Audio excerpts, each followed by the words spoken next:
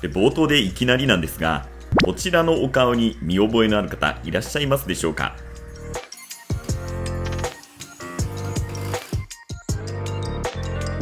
皆さんどうもこんにちは。文系アクアリストのハテナです。はい、ということでですね、冒頭いきなりの質問、大変失礼いたしました。おそらくあれ分かる人あまりいないんじゃないかなと思います。実はこれ、現場の味方でおなじみのモノタロウです。モノタロウってよく CM ソングを耳にするかと思います。現場の味方と言っていますが、個人でも購入できるとご存知でしたか？意外と知らない方多いんじゃないでしょうか。実は私かなり昔に仕事で使ったことがあります。で、あの当時も確か個人でも購入できたんですが、事業用と個人用でサイトが分かれており、で、個人用は品数も少なくちょっぴりお高かったんですよね。ところが昨年あたりに事業用と個人用が統合されたようで、個人でも膨大な品数から選ぶことができ、またお値段もホームセンターなどよりもお安く納期まで早いときた。いや、おまけに送料も3500円以上で無料と、もう本当にめっちゃ素晴らしいショップに変身していました。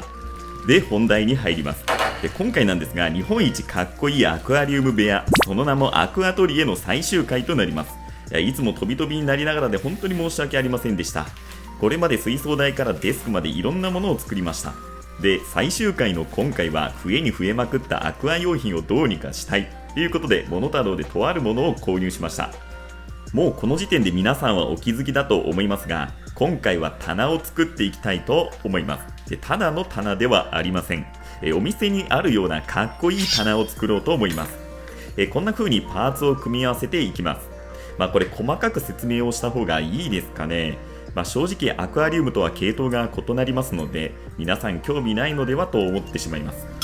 ちなみに今は棚受けパーツを組み合わせています。今回購入したパーツはロイヤルというブランドです。この手のブランドとしては結構有名みたいですね。こんな風にパーツを組み合わせたものを左右2組作ります。で、続いてはこの細長いパーツです。こんな風に両端に穴が開いたかなり長いパーツです。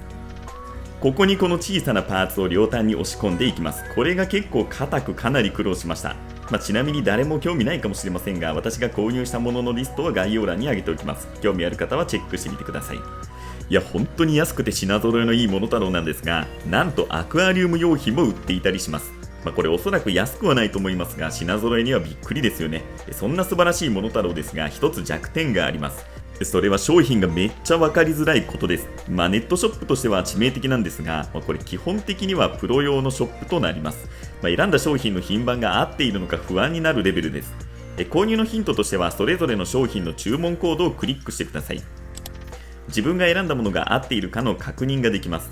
とにかく視覚的にわからないようになっています。いや、Apple 製品とは真逆ですよね。ちなみにこのパーツの入れ方が分かりました。床などに押さえつけたら意外とうまく入りました。いや、こんな感じの適当な解説で本当に申し訳ございません。事前に壁に打ち込んだ柱に先ほどのパーツを取り付けます。こんな風にカチッとなると固定されます。このプラスチックのパーツをずらせば簡単に取り外しができる。この柱、棚柱あるいはガチャ柱と言います。結構 DIY で使う方もいらっしゃるのではないでしょうか。どうしてもビスを使うので賃貸の方は使いづらいですね。私は持ち家なんですが、壁に穴を開けるのをかなりためらっていました。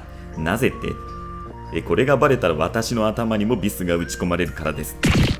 というのは2割冗談で、実は以前妻が押し入れに棚が欲しいと言いまして、で、棚柱で実際に作ってみたんですよね。そしたらめっちゃ気に入ったらしく、いや、私これはいけるぞと思って水槽部屋にも入れちゃいました。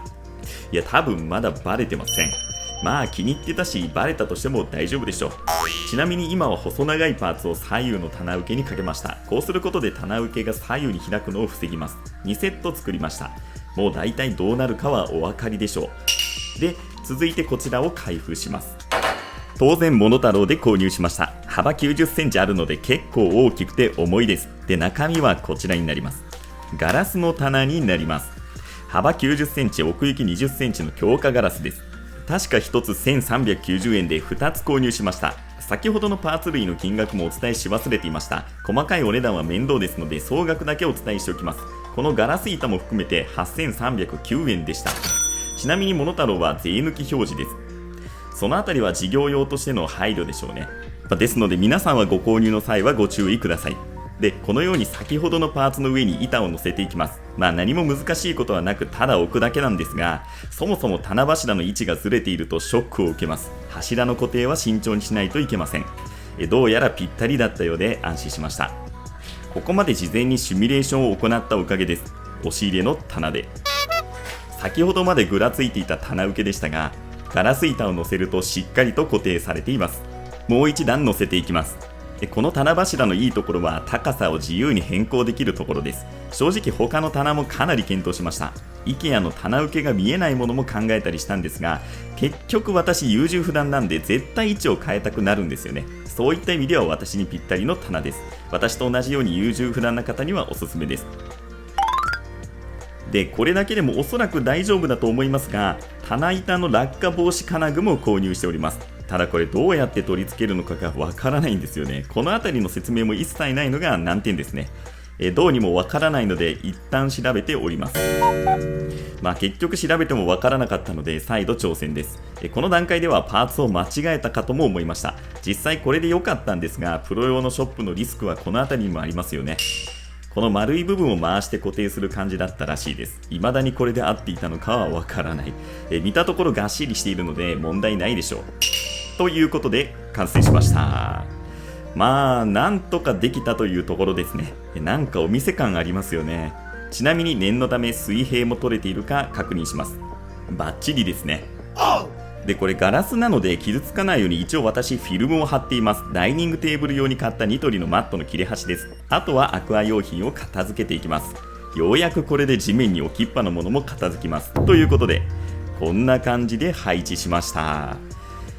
で、片付けベタすぎ。後でちゃんと配置しておきたいと思います。一旦これで完成となります。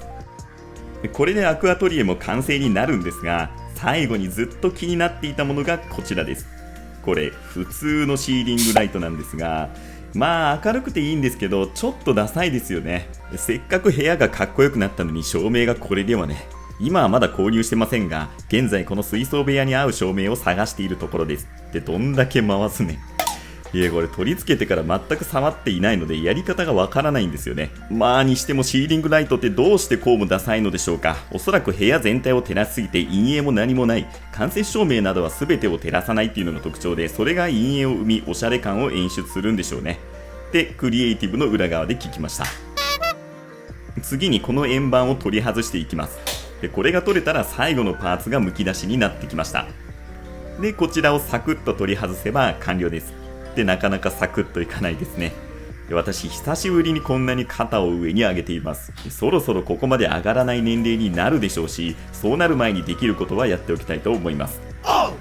ではお次はこのピンを天井にねじ込んでいきます。あらかじめ調べておいた天井の下地に打ち込みます。天井にこんなことをしているのがバレたらやばいですよね。天井なんてそうそう見るもんじゃないですよね。これ結構まっすぐねじ込むのが難しかったです。結局ちょっと斜めになってしまいました。で、ちなみにここだけの話なんですが、これ何回も失敗しています。証拠隠滅のためシーリング剤を注入しておきました。で、先ほどのフックにこちらを引っ掛けていきます。 Amazon で購入した格安の真鍮製ソケットです。コード長が 4.5 メートルもあり良かったんですが、ちょっと目立ちますね。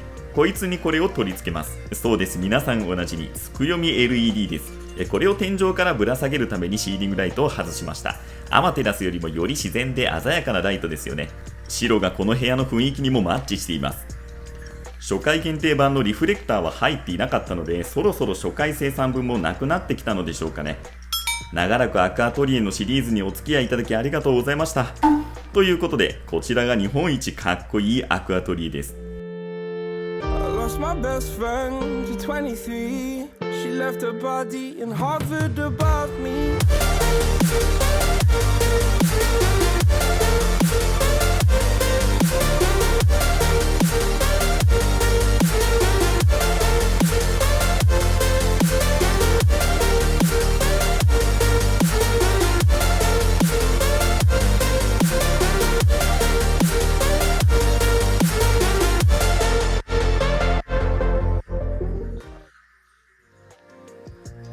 いかがだったでしょうか。もう個人的には結構満足いく結果となりました。これでアクアトリエの進捗状況もついに95% となりました。で、残りの 5% どこ行った？実はまだ細かいところが残っておりますし、今後もちょっとずつアップデートしたいので、この進捗状況とさせていただきました。これ最初から 100% にすると満足してしまいますので、少し伸びしろを残しておいた方がいいかなと思っています。ということで、今回でこのアクアトリエのシリーズは終了となります。飛び飛びの動画になってしまいましたが、これまでご視聴いただいた方ありがとうございました。今後もまだまだアクアリウムを楽しみたいと思います。これからもぜひよろしくお願いいたします。最後までご視聴ありがとうございました。よろしければぜひ高評価、チャンネル登録もよろしくお願いいたします。それではまた。